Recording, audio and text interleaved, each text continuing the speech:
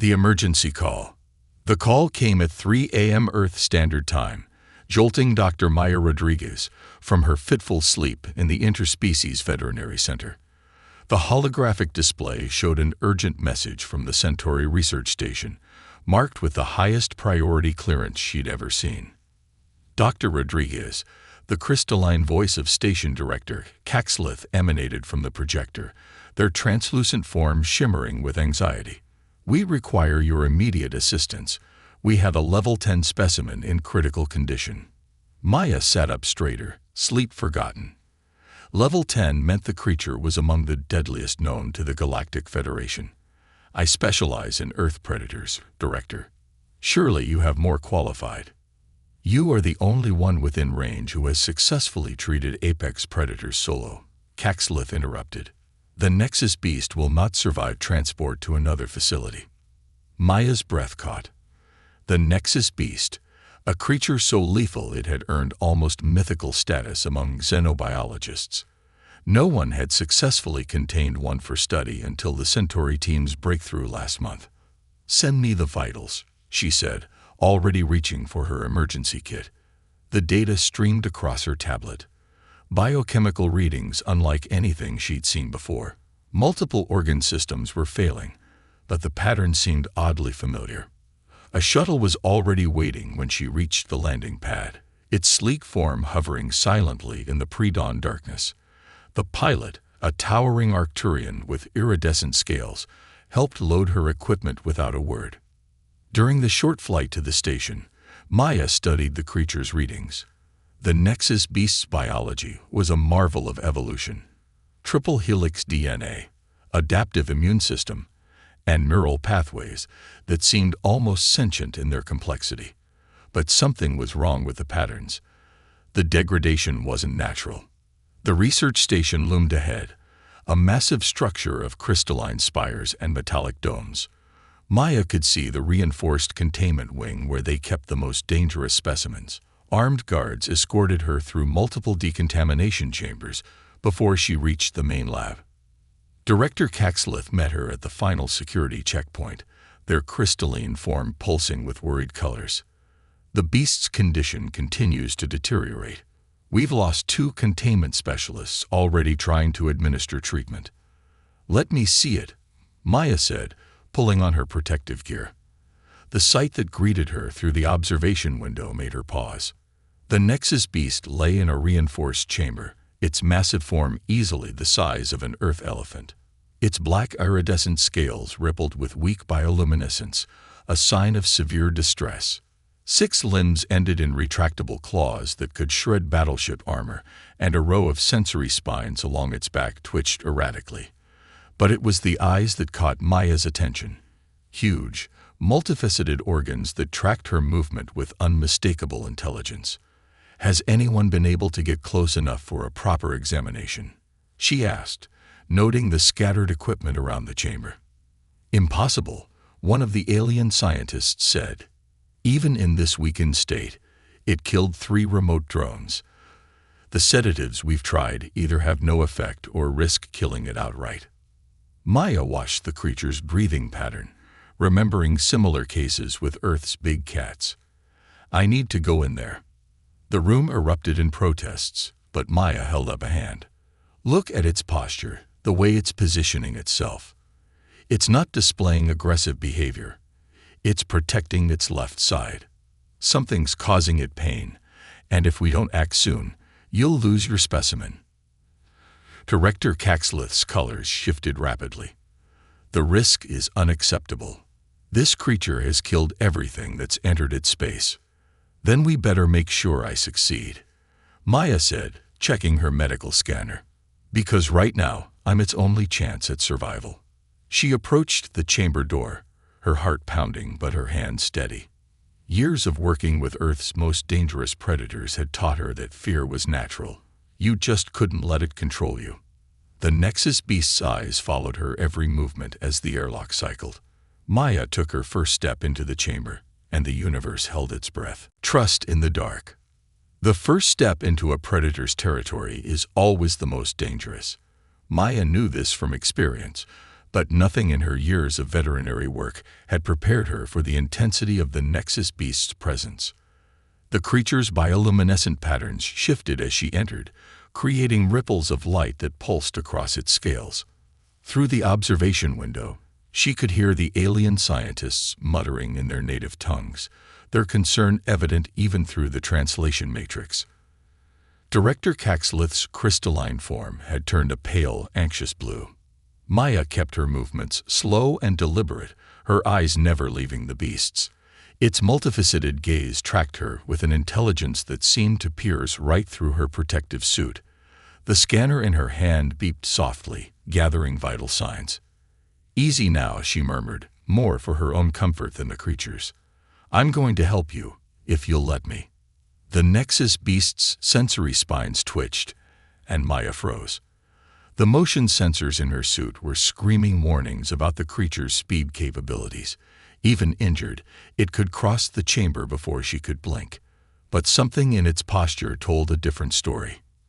"You're not aggressive," she said softly, taking another careful step. "You're terrified." The beast's primary heart rate, 1 of 3, according to her scanner, increased slightly, but it didn't move to attack. Maya took another step, close enough now to smell the metallic tang of its biochemistry. "Dr. Rodriguez." Director Caxlith's voice crackled through her comm. "Our sensors indicate elevated aggression markers. Please withdraw." Maya switched off the comm. The constant chatter would only make things worse. She needed to focus on the subtle signs the creature was giving her. Its left side was definitely the problem. The scales there had lost their luster, and the muscle beneath twitched irregularly. The scanner's analysis finally completed, and Maya's suspicions were confirmed. "Poisoning," she breathed, studying the readout. "But not from any single toxin. This is systematic." The Nexus beast made a sound then, a low vibration that she felt in her bones.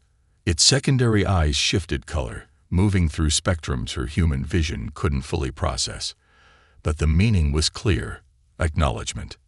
"You knew," she realized. "You've been trying to tell them, haven't you?" She took another step, and this time the beast shifted slightly, creating space for her to approach its injured side. The trust in this gesture was enormous, and Maya felt the weight of it in her chest. This creature, capable of destroying entire security teams, was allowing her close enough to touch it.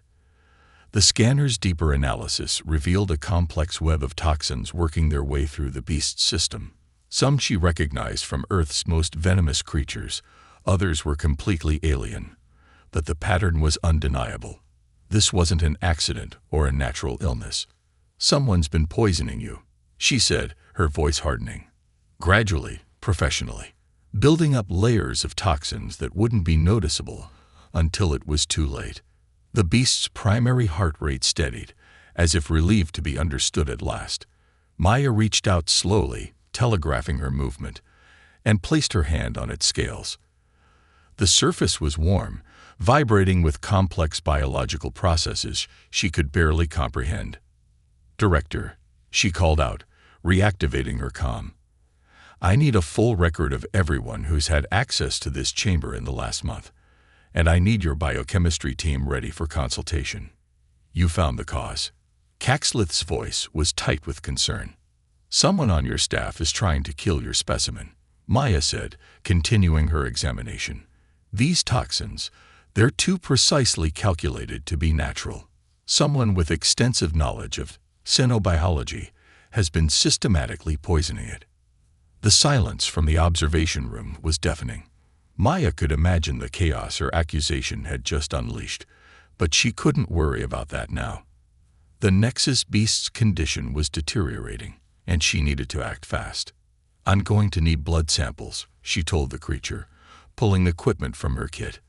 "This might hurt a bit, but it's necessary. Do you understand?" Those mysterious eyes studied her for a long moment before the beast slowly extended one of its limbs, exposing a major blood vessel. The trust in this action brought tears to Maya's eyes. This supposedly mindless killer was showing more intelligence and cooperation than many of her human patients. As she worked to draw samples, Maya's mind raced through possibilities. The toxins would need to be identified and countered one by one, a process that could take days they didn't have. She needed to buy time, to stabilize the creature long enough to develop an antidote. But more than that, she needed to find out who had done this and why. Someone had deliberately tried to kill one of the most significant xenobiological discoveries in recent history. The question was, were they trying to kill the beast itself, or were they trying to sabotage the research program? The Nexus beast's secondary hearts began to falter, and Maya pushed her questions aside. Right now, keeping her patient alive was all that mattered. She had gained its trust, something no other human had managed, and she wasn't about to let it down. As she prepared to administer the first round of stabilizing agents, Maya couldn't shake the feeling that she had stumbled into something much bigger than a sick animal. The beast's eyes held secrets, and somewhere in this station, a saboteur was watching her work. The race against time had begun. The hidden truth. The biochemistry lab of the Centauri research station hummed with activity as Maya studied the holographic display of the toxin analysis. 12 hours had passed since her initial diagnosis, and what she found in the Nexus beast's blood samples chilled her to the core. "This is impossible," Dr. Vexra, the station's lead biochemist, chittered through their translator. Their insectoid form cast fractured shadows on the lab walls. These combinations shouldn't exist outside theoretical models. Maya gestured at the molecular structures floating before them. Someone combined Earth-based neurotoxins with compounds from the Reichel system. Look at the binding patterns. They're designed to be undetectable until they reach critical mass. The stabilizing treatments she'd administered were keeping the Nexus beast alive, but its condition was precarious. Every few hours, Maya returned to the containment chamber to check on her patient. The creature's trust in her had only grown, allowing her to take additional samples and administer treatments that would have been impossible otherwise. Director Caxlith materialized beside them, their crystalline form dimmed with concern. "The access logs you requested, Dr. Rodriguez." A new hologram appeared, showing hundreds of entries to the containment area over the past month. Maya's eyes narrowed as she studied the data. "There's a pattern here. Look at these timestamps. Someone was entering the chamber during the facility's rest cycle, when minimal staff would be present." "That's impossible," Caxlith protested. "The security protocols were bypassed." Maya finished, highlighting a series of entries. "These access codes belong to Dr. Yara Crane, your xenobiologist. But according to the station's records, she was off-duty during these times." The room fell silent. Dr. Crane was one of the station's most respected researchers, responsible for several breakthroughs in predator behavior studies. But the evidence was damning. A sudden alarm pierced the silence. Maya's medical scanner flashed urgent warnings. The Nexus beast's vital signs were crashing. She sprinted toward the containment wing, her heart pounding. Behind her, she could hear Caxlith calling for security. The scene that greeted her at the containment chamber stopped her cold. Dr. Crane stood inside the enclosure, a complex device in her hands pointed at the struggling creature.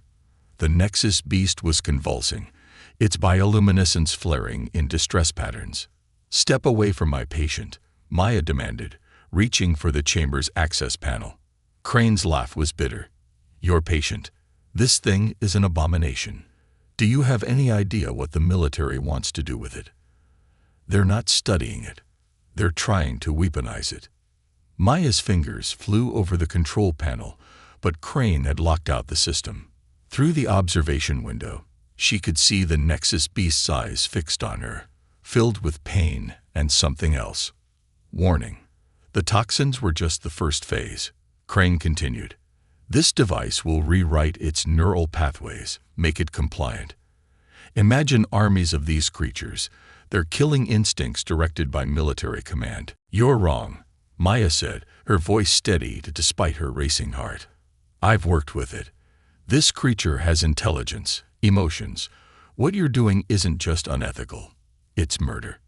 "You're a vet," Crane sneered. You see every dangerous animal as something to be saved. But sometimes the kindest thing is to end the threat before it begins. The Nexus beast's secondary hearts were failing. Maya could see it on her scanner, could feel it in the way the creature's bioluminescence was fading. But there was something else happening. The beast's sensory spines were moving in a pattern she'd never seen before. "Dr. Crane," Maya said carefully, "you might want to look at its neural readings." "More tricks?" "I don't think." Crane's words cut off as she noticed the change. The Nexus beast's spines were glowing, emitting a frequency that made Maya's teeth ache. "It's not just intelligent," Maya said softly. "It's been aware this whole time. And you just threatened its doctor." What happened next was almost too fast to follow. The Nexus beast, despite its weakened state, moved with impossible speed. Its tail swept Crane's legs from under her, the device clattering away. But instead of attacking, it simply pinned her, those magnificent eyes fixed on Maya through the window. Security forces burst into the observation room as Maya finally overrode the door controls. She rushed to the beast's side, her scanner already running diagnostics. The neural device had caused damage, but it wasn't irreversible. "I need a medical team in here now," she called out, placing her hand on the creature's scales. "It's okay," she told it softly. "You can let her go. She won't hurt anyone else." The Nexus beast slowly released Crane, who was quickly taken into custody. As Maya administered emergency treatment, she could feel the creature's strength returning.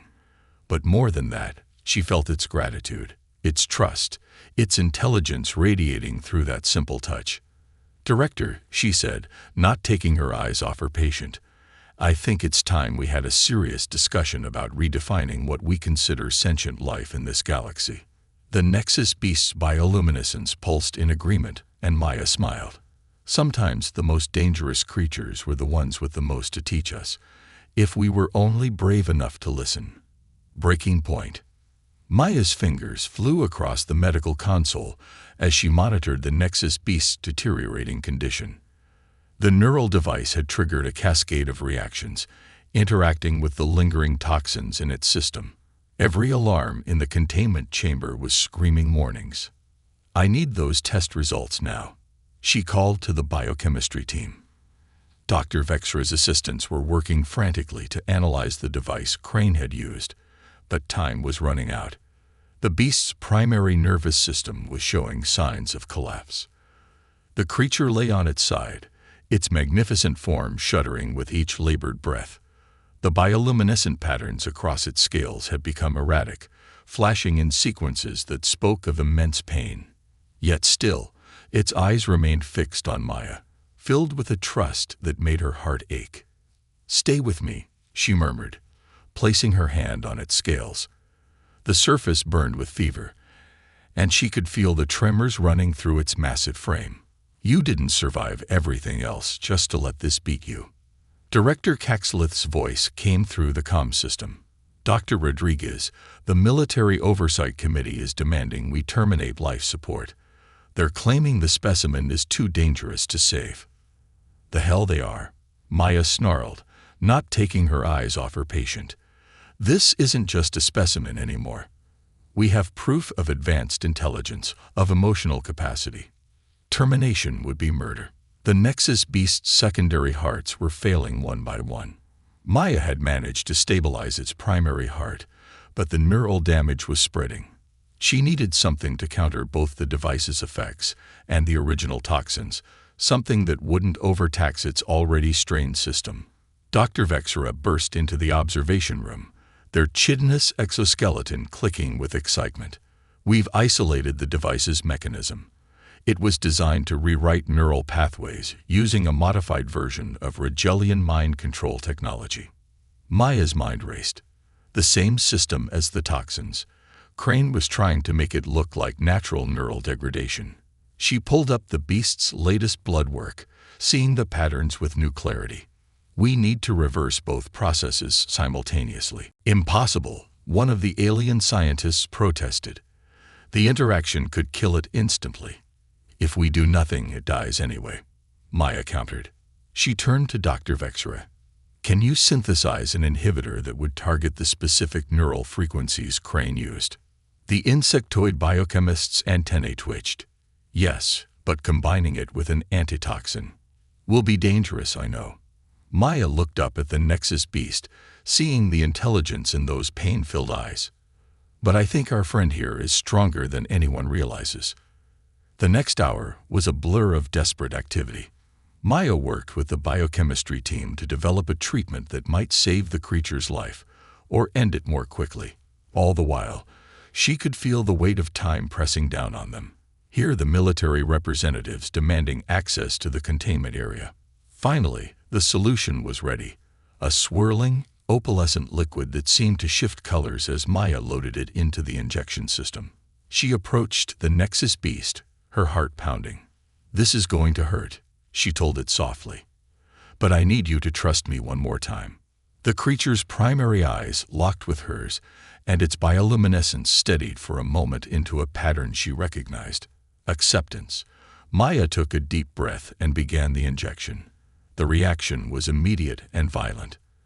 The Nexus beast's entire body went rigid, its spines flaring with brilliant light. Maya's scanner exploded with warnings as the creature's system fought against both the treatment and the combined neural/toxic assault. Neural cascade beginning. Dr. Vexra reported, their voice tense. Primary nervous system showing multiple failures. Maya pressed her hand against the beast's scales, feeling its pain and fear. Fight it, she whispered.